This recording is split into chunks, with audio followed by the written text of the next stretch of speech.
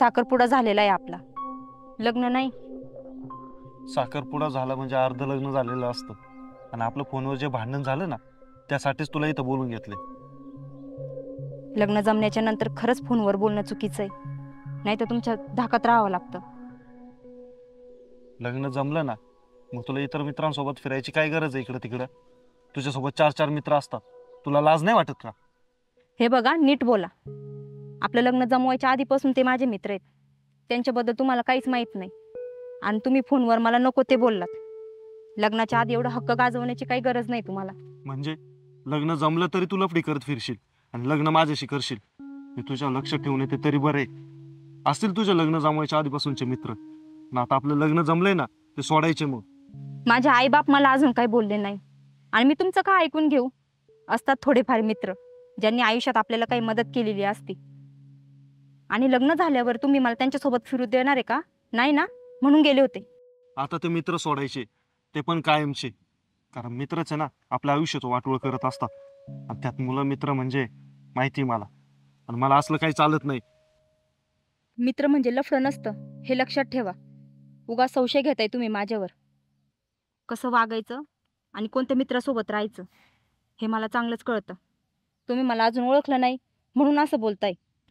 तू जरा अतिच बोलते, असं तुला वाटत नाही का? नाही वाटत, कारण तुम्ही चुकीचं आधी बोलले. माझ्यावर विश्वास नसेल तर हे लग्न आपण इथंच थांबू. कारण तुम्हालाही त्रास नको आणि मला पण नको. काय हरकत नाही. तुला दुसऱ्यासोबत लग्न करायचं हे सांग ना. कारण तू मुलांसोबत फिरती म्हटलं, तुझा काय भरोसा ग? ह्याच कारणामुळे लग्न जमलं तरी फोनवर बोलायला नको म्हणत होते मी.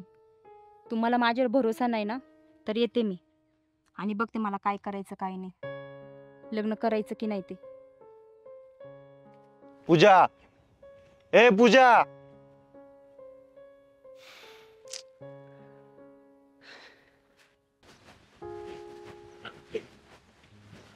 काय ग पोरी, कुठे चालली? तुमच्याकडेच येत होते रानात. हा, काय काम काढलं? मला महत्वाचं बोलायचं होतं तुम्हाला. बोल की. मला लग्न नाही करायचं.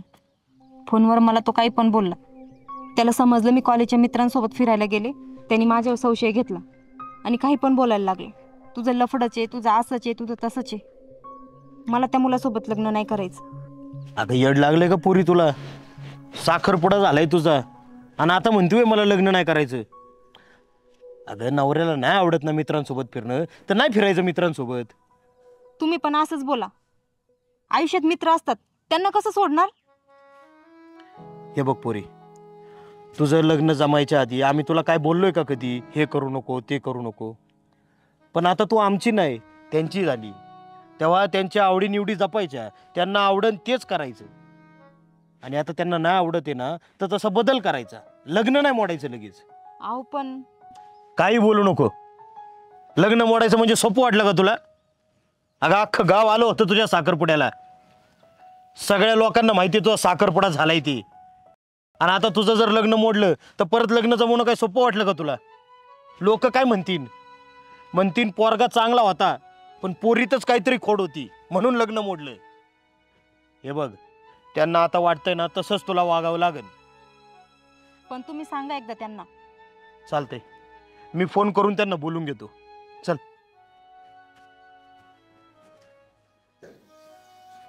हे बघा, तुमचं आता लग्न ठरलंय, साखरपुडा पण झालाय. आणि आता जर तुम्ही एकमेकांशी भांडत बसला तर आम्ही कसं करायचं बरं? हा, त्यासाठीच तुम्हाला इथं बोलून घेतले. तेव्हा तुम्ही आजपासून पाहिजे तसं वागा, पण भांडण बिंडण काय करू नका. आणि हा, हे बघ, तू पण आहे ना आजपासून कुठल्याच मित्राबरोबर फिरायला जाऊ नको. हा, अहो लग्न जमलं तरी हे मित्रांसोबत फिरते असं लोक म्हणतात. म्हणून हिला मी रागावलं. तिला लगेच राग आला. आता मला सांगा, आयुष्य माझ्यासोबत घालवायचं नाही ना, मग मी म्हणाल तसं तिने वागलं पाहिजे ना. आम्ही तिला ना सगळं समजावून सांगितले. तुम्ही काही काळजी करू नका. फक्त आता लग्न होईस तोपर्यंत तुम्ही फोन बंद ठेवा. म्हणजे काय, तुमची भांडणं व्हायची नाही. तुमची भांडणं झाली ना की बघा त्रास आम्हाला होतोय. मुळात आहे ना, हे लग्नाआधी फोनवर बोलत बसणं हेच मला काही पटत नाही बघा. बाकी काय नाही. तुमच्या शब्दाच्या पुढे नाही आम्ही. तुम्ही म्हणाल तसं आजपासून फोनवर बोलणं बंद करतो. काय नाही, एवढंच तुम्हाला समजून सांगायचं होतं. बाकी काय नाही, सगळं ठरल्याप्रमाणे होऊन द्या. चालतंय, येतो मी. कारण आज ऑफिसला गेलो नव्हतं म्हटल्यावर घरूनच काम करावं लागलं. स्वयंपाक तयार आहे, जेवून जा. मी जेवायला वाटते, बस.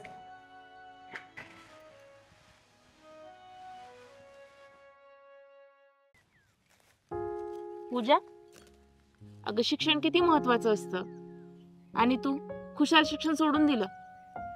आता माझ्याकडेच बघ ना, मी शिकले नाही म्हणून मला शेतात काम करावं लागते. मला शिकायचं होतं ग, पण आई वडिलांनी शिक्षण बंद केलं. आता त्याला मी काय करणार वहिनी? आपण मुली खरंच आपल्या आई वडिलांना ओझच असतो ना.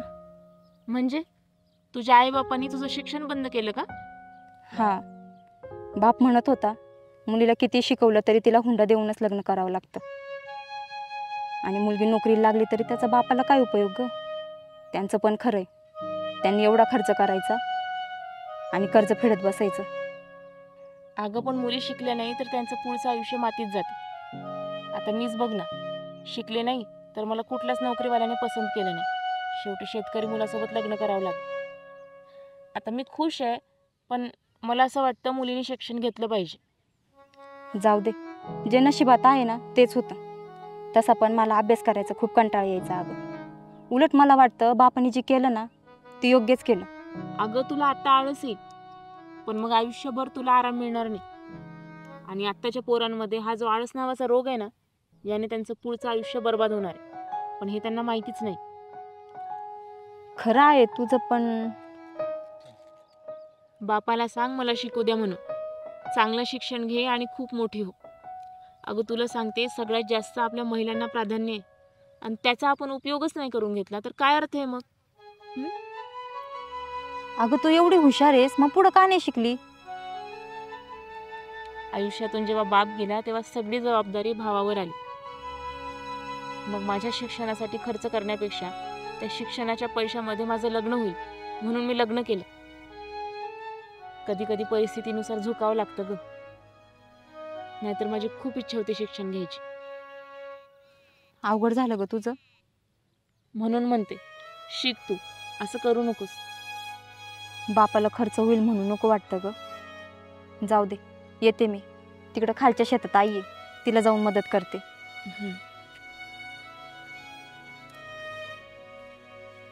मुलीचं शिक्षण कधी बापाच्या पैशापायी तर कधी परिस्थितीपायी बंदच होतं.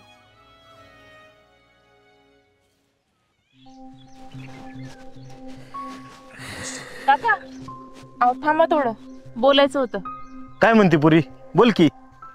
काका, तुम्ही पूजाचं शिक्षण बंद केलं असं समजलं मला. हा, केलं ना. अरे काय उपयोग आहे त्या शिक्षणाचा? हा, आणि पोरींना किती शिकवा, शेवटी लग्नात हुंडा द्यावाच लागतोय. म्हणजे आधी त्यांच्या शिक्षणावर खर्च करा आणि नंतर परत लग्नात हुंड्यावर खर्च करा.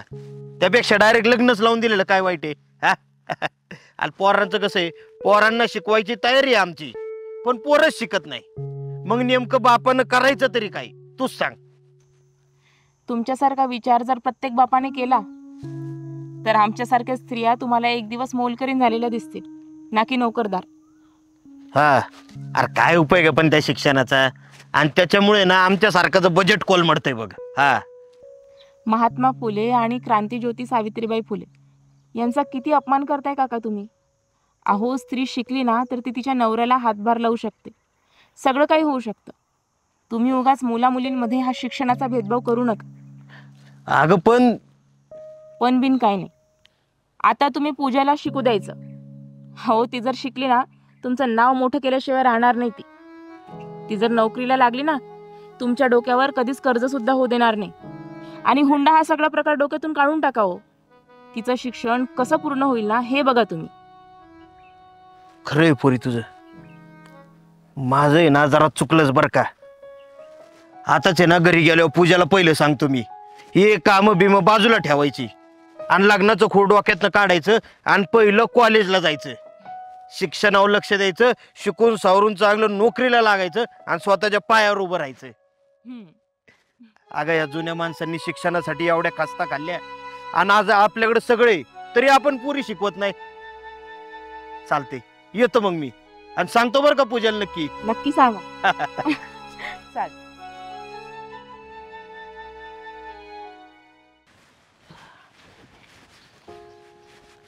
अय पोरी, कुठं चालली? त्या रवीला भेटायला चालली का? तुमचं लफडं अख्ख्या गावात माहिती झाले. काही पण काय बोलताय? कोण रवी आणि कोणाचं लफडं? असं खोटं बोलू नका तुम्ही. लाज वाटत नाही का तुम्हाला असं बोलायला? आता त्यात काय लाजायचंय? अख्ख्या गावाला तुमचं जगाट माहिती आहे. फक्त कसं आहे, तुला वाटतं का कोणालाच माहिती नाही, पण सगळ्यांना माहिती आहे बरं का. अहो आमचं असं काहीच नाहीये. तुम्ही उगाच काय पण काय बोलताय आणि अशा खोट्या अफवा पसरवायला तुम्हाला लाज वाटत नाही का? हे बघा, अशा खोट्या अफवामुळे कोणाचा जीव जाऊ शकतो आणि तुम्ही कोणाला काही सांगू नका. आता मी कशाला कोणाला सांगतोय? लोक जे म्हणतात ते सांगितलं. आता तुम्ही पळून जाणार आहे हे सुद्धा लोकांना माहिती आहे. कसं आहे, तुम्ही असं चोरून भेटता, गुलुगुलू करता आणि तुमच्यातलंच कोणतरी गावात ह्याला त्याला सांगतं आणि मग ते अख्ख्या गावात पसरतं. नाही तर लोक काय मनातल्या गोष्टी बोलतात ते का बाता आणते ते? अहो हे सगळं खोटं आहे. लोक काय पण बोलतात. आता जर काय बोलले ना कोणी, मी सरळ केस करेल त्याच्यावर. होय बाई, माझ्यावर काय केस बीस करू नको हा. आणि जरा विचार कर, हे तुझ्या घरी कळलं तर घरचे तुला किती हानत्यान आणि बदनामी होईन ती वाहिलीच. अहो पण माझं तसं काहीच नाही तर माझे घरचे मला का मारतील? तुम्ही फक्त कोणाला काही सांगू नका. मला काय करायचं तुमचे लफडे गावभर सांगून? तुमचं काय करायचं ते करा. हा?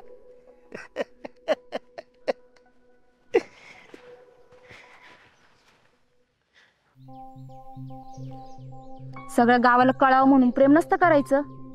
अरे आपल्यात काय चाललंय हे सुद्धा लोकांना माहिती. कोणाला सांगत असतो रे तू? तू एवढं नालायक असशील वाटलं नव्हतं मला.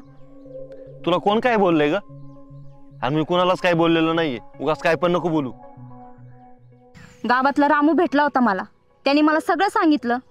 तो म्हणाला तुमच्या दोघांचं लफडं हे सगळ्या गावात माहिती आहे आणि गावातल्या चौकात आपला विषय चालतो की आपण दोघं पळून जाऊन लग्न करणार आहे.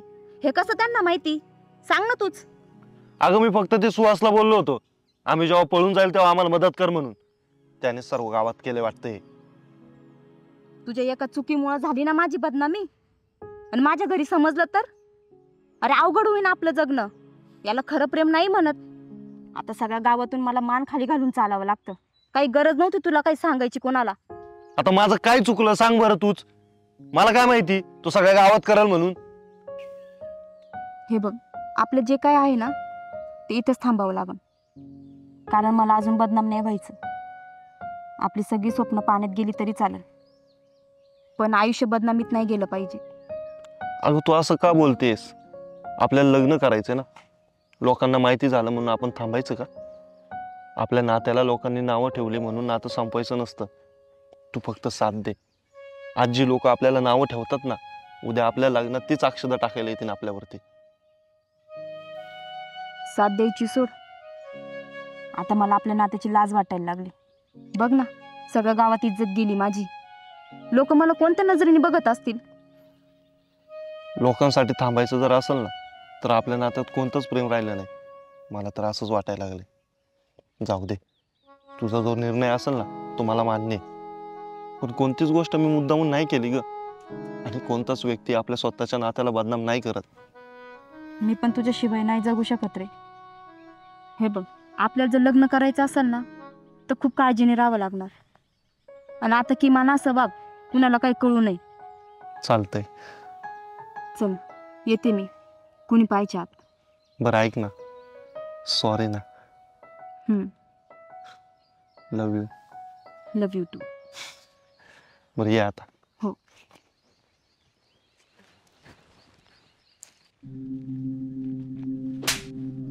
भाडकाव, अरे तुझ्यामुळे आज माझं प्रेम संपलं असतं.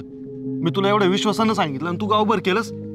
अरे तुझ्यापेक्षा मला दुश्मन परवडला, पण तुझ्यासारखा मित्र नको. अरे मी फक्त गाव त्याला सांगितलं होतं, सगळ्या गावात नव्हतं सांगितलं. अरे तू एकाला सांगितलं पण त्याने जाऊन दुसऱ्याला सांगितलं ना, त्यामुळे अख्खं गावभर पसरलं ते. तुझ्या वरचा ना माझा विश्वासच उडालाय.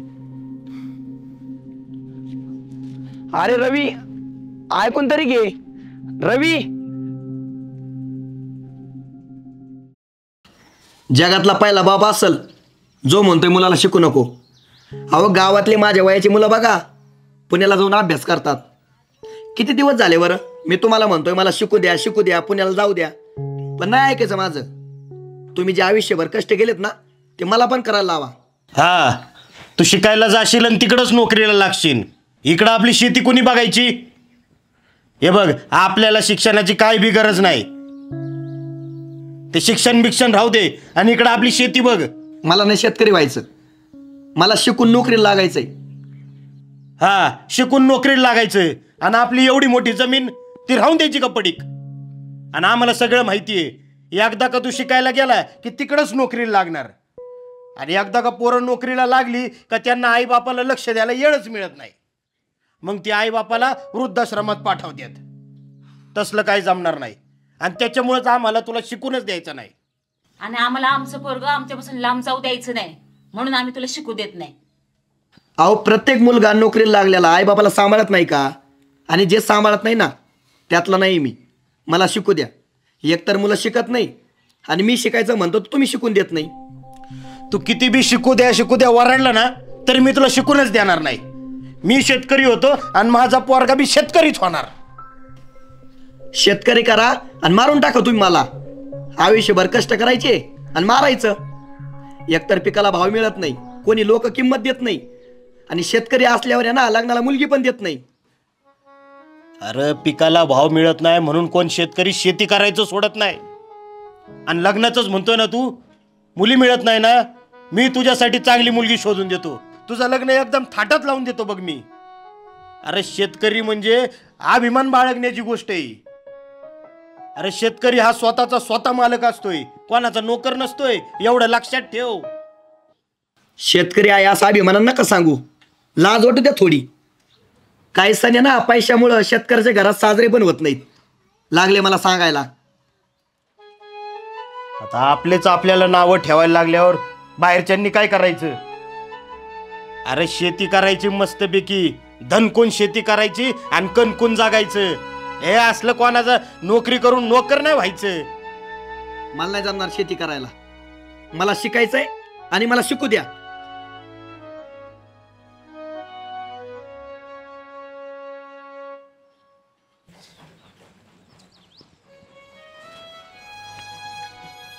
काय अण्णा कुठं? काय नाही, पोराबरोबर सकाळ सकाळ तकतक झाली म्हणून चाललोय शेतात. म्हणलं बसावं तिकडं काम करत. काय झालं? आता पोरग म्हणतंय मला पुण्याला जाऊन शिकायचंय आणि मला काय त्याला शिकून द्यायचं नाही. अरे काय उपयोग आहे त्या शिक्षणाचा? अहो अण्णा, आपले पोरं शिकायचं म्हणता, पिढीत बदल करायचं म्हणता तर शिकू द्या ना हो. उद्या जर तो नोकरीला लागला तर तुमचंच आयुष्य चांगलं होईल ना. अरे पण आमची एवढी मोठी शेती पडीक पडन त्याचं काय? हा, आम्ही एवढी मेहनतीने ती शेती घेतली, याने निदान ती टिकवावं नाही का? काय करायचं त्या नोकरीचं? आता तो नोकरीला लागला म्हटल्यावर तुमची जमीन पडीक पडणार आहे का? उद्या जर तो चांगला शिकला, आधुनिक तंत्रज्ञानाचा उपयोग करून तुमची शेती चांगलं होईल. आणि गावातला एखादा मुलगा जर नोकरीला लागला तर शेती करणं सोडतं का? उलट त्याला सांगा नोकरी पण कर आणि शेती पण कर. म्हणजे नोकरी करता करता शेती करता येईल होय त्याला? का नाही करणार? तो पण एक शेतकऱ्याचाच मुलगा आहे. त्याचा जन्म मातीतच झाला आहे. त्याची आणि शेतीची नाळ कशी तुटन बरं? उगाच डोक्यात काही गैरसमज आणू नका. त्याला शिकू द्या. त्याचं स्वप्न आहे तुमची परिस्थिती बदलायची. पण ते मला अजून एक भीती वाटती. कसली? ते पोरग नोकरीला लागलं की आई बापाला वृद्धाश्रमात टाकतात म्हणतात. अहो अण्णा, उभे आयुष्यात तुम्ही असं ऐकलंय का एका शेतकऱ्याच्या मुलाने आपल्या आईवडिलाला वृद्धाश्रममध्ये टाकलंय म्हणून? उलट आपले पोरं नोकरी सोडून देतील पण आपल्या आईवडिलांसोबत असं कधीच वागणार नाही. त्याला शिकू द्या. चालतंय पुरी, तू म्हणशील ना तसंच करतो. बरं झालं तू तरी मला भेटली, तुझ्यामुळं माझं डोळं उघडलं. चालतंय, येतो मग मी आता. हो.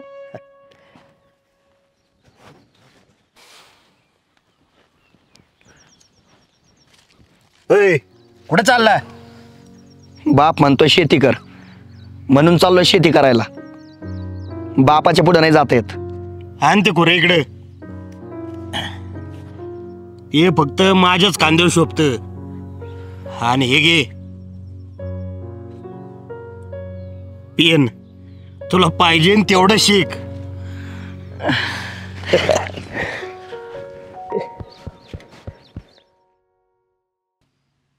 अरे लग्नाआधी मी तुझ्यामुळं प्रेग्नेंट आहे आणि तू आता लग्न करायला नाही म्हणतोस.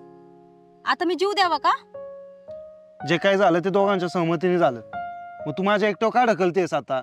अरे हो, पण तू लग्न करायचं वचन दिलं होतंस ना मला, म्हणून तर मी पुढचं पाऊल उचललं आणि सगळ्या गोष्टी सहमतीने नाही झाल्या. तुला काय अडचण आहे लग्न करायचं? अगं मला आत्ताच लग्न नाही करायचंय आणि माझ्या घरचे सुद्धा आता लग्नाला तयार नाही होणार. अरे तू का मुलगी आहेस का घरच्यांना तयार करायला लग्नासाठी? अरे तुझ्यापेक्षा जास्त अडचण तर मला आहे.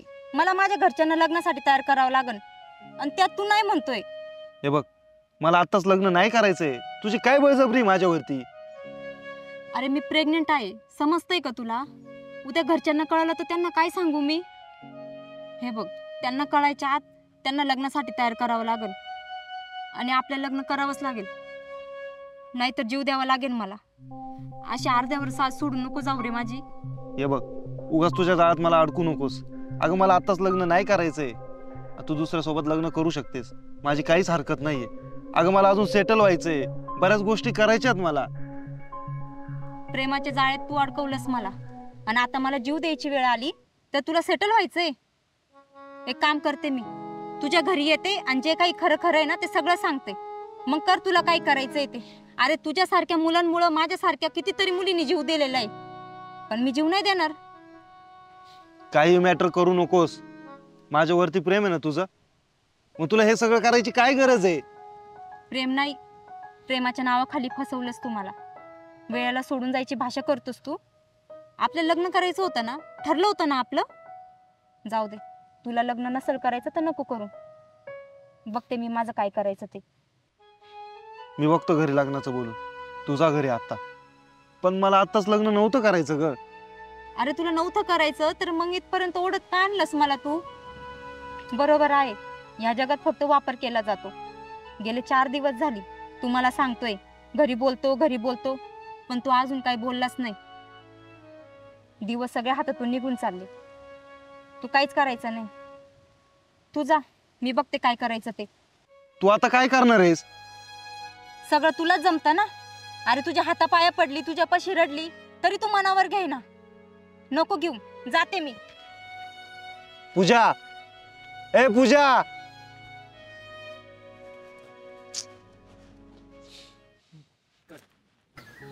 बाबा, तुमचं आईवर किती प्रेम आहे ना, कारण तुम्ही तुमच्या प्रेमाबद्दल कधीच बोलत नाही. आता आमची पोरं लग्नाला आली पार, आणि आता काय प्रेमाचं बोलती.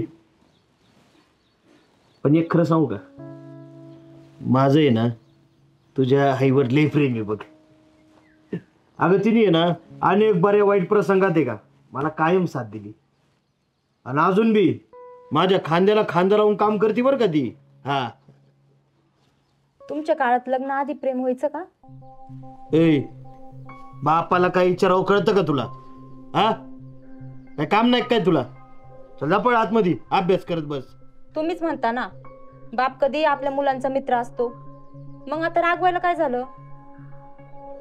नाही म्हणजे कसं आहे माहिती आहे का, आमच्या वेळी कसं होतं तुला सांगतो. पोरं पोरी प्रेम करायची, पण ज्याच्या बरोबर प्रेम करायची ना त्याच्या बरोबरच लग्न करायची. आताच कसं झाले, 2 दिवसाच्या ओळखीला पोरण पोरी प्रेम समजून बसतात आणि लग्न नाही काय नाही काही करत नाही. मी काय म्हणतोय ऐका दी, पोरांनी आहे ना किंवा पोरीनी आपलं प्रेम प्रकरण जर असेल ना सरळ बापाला सांगावा. त्यात काय लपवण्यासारखं आहे? हा बाबा, माझं एका मुलावर प्रेम आहे. थांबा, आत्ताच तिला विचारत होता ना की प्रेम असेल तर सांग म्हणून. मग सांगितलं तर एवढा कशा राग आला तुम्हाला? जे काय असेल ते लोकांच्या घरात ना, आपल्या घरात नको. माझ्या पोरीनं तुमच्याबद्दल सगळं सांगितले म्हणून मी इथं आलोय बघा. तुमचे आई वडील कुठे आहेत? आई ह्या जगात तर नाही राहील, पण वडील आहेत. ते सध्या कामावरती गेले. आणि तुम्ही काय काम करता? मी आमची शेती बघतो सगळी. माझ्या पोरीने सांगितलं आमचं एकमेकांवर प्रेम आहे, आमकही तमकही. मी लय मारली तिला, पण एवढं मारून सुद्धा शेवटपर्यंत तुमच्याशीच लग्न करायचंय असं म्हणत होती. म्हणूनच मी इकडं आलोय. पण शेवटी पोरगी म्हणाले की तुम्ही लग्नाला तयार नाहीत म्हणून. खरं आहे का? नाही, असं काहीच नाहीये. माझी लग्नासाठी काहीच हरकत नाही. जी मुलगी बापाने एवढं मारलं तरी शेवटपर्यंत माझंच नाव घेत होती. मी तिला कसं काय गमवत? आणि तुम्हाला ह्या सगळ्या गोष्टी मान्य असतील तर लगेच लग्न लावून घेऊयात आपण. हे बघा, मी तुम्हाला वचन देतो, तुमच्या मुलीला मी सुखात ठेवल. तुम्ही काळजी नका करू. चालते. तुम्ही शिक्षक नाही, भिकारी आहात, भिकारी. अहो गेली 20 वर्ष शिक्षक म्हणून काम करताय आणि पगार किती? 9,000 रुपये. संस्थेवर शिक्षक म्हणून काम करून आयुष्य बर्बाद केलं, तुमचं पण आणि आमचं पण. अगं इतके दिवस परमनंट होईन या आशेवर काम केलं, पण 20 वर्ष झाले परमनंट काय झालं नाही.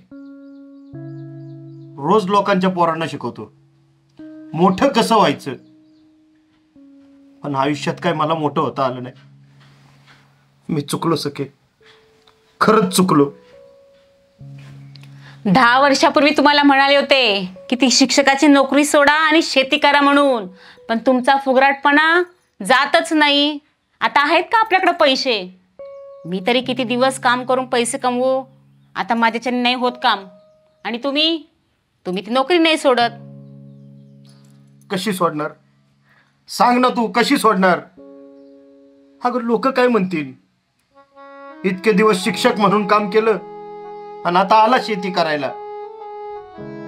अगं काही शिक्षक 80,000 गेले, पण आम्ही मरतोय अजून. लोकांच्या लेकरांना तुम्ही शिकवता, पण तुमच्या पोरांना शिकवायला तुमच्याकडे पैसे नाहीत. जगातले असे पहिले शिक्षक आहात तुम्ही जे पोरांना शिकवत नाही. अगं माझं आयुष्य गेलं, पण परमनंट होता नाही आलं. आणि आता तर सगळं रस्त्यावरच आले. काय करायचं आता? काय करायचं तूच सांग. अहो आता तरी ती नोकरी सोडा, किमान उरलेले आयुष्य माझ्याबरोबर पोरांबरोबर सुखानं घालवा. त्या नोकरीपायी घर उद्ध्वस्त झालेलं कधी तुम्हाला समजलंच नाही. आता तरी समजून घ्या, सोडा ती शाळा. परमनंट होणं काय आपल्या नशिबात नाही. देतो ती शाळा सोडून. जे मला तरुणपणात कळायला पाहिजे होतं ते आत्ता कळायला लागले. खरंय, माणसाचं सगळं उद्ध्वस्त झाल्याशिवाय ना माणसाला अक्कल येत नाही. तुम्ही पुरुष लोक इज्जत जाऊ नये म्हणून स्वतःला बर्बाद करता. आता तुम्ही शिक्षक असून देखील बेरोजगार झाले ना, आपल्याला व आपल्या पोरांना भिकाऱ्यासारखे दिवस काढावे लागले.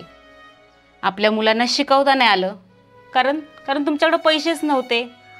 आता मुलं पण घरी आणि तुम्ही पण घरी. खरंय तुझं. आपली एक चूक आपल्या पुढच्या पिढीला भोगावी लागते. हे सगळं आहे ना तुमच्यामुळे झाले. तुमच्यासारख्या माणसाने ना जीव दिला पाहिजे, जीव. मला ना खरं तर ना तुमचा खूप राग येतो, पण अख्खं आयुष्य बर्बाद झाल्यानंतर काय बोलणार? लोक मला आदर्श शिक्षक म्हणतात, पण मी आदर्श नाही, बर्बाद शिक्षक आहे मी, बर्बाद. खरंच चुकलं माझं, खूप चुकलं. मला माफ कर. आजपासून शाळा बंद. आजपासून तुमची नोकरी शेतात. चला जावा शेतात.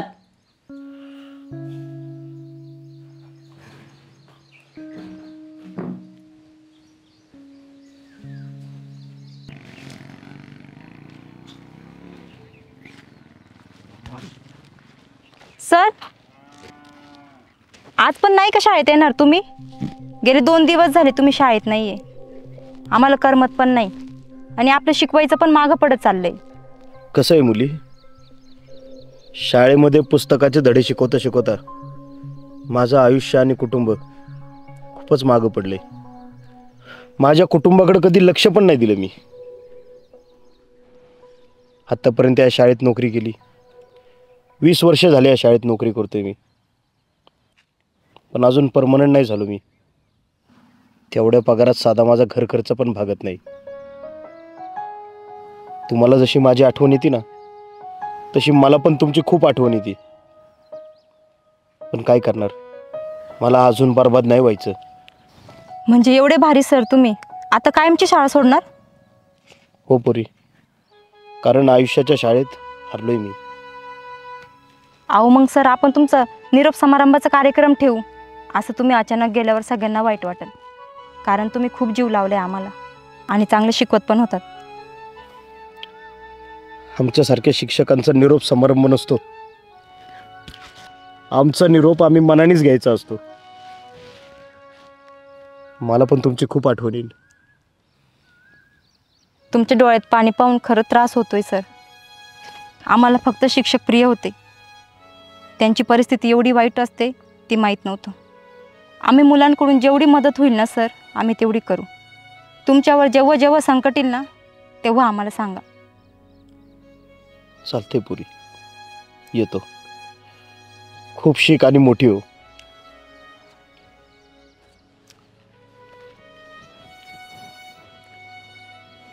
काही शिक्षक फक्त दुसऱ्याच्या स्वप्नात पण खुश राहतात.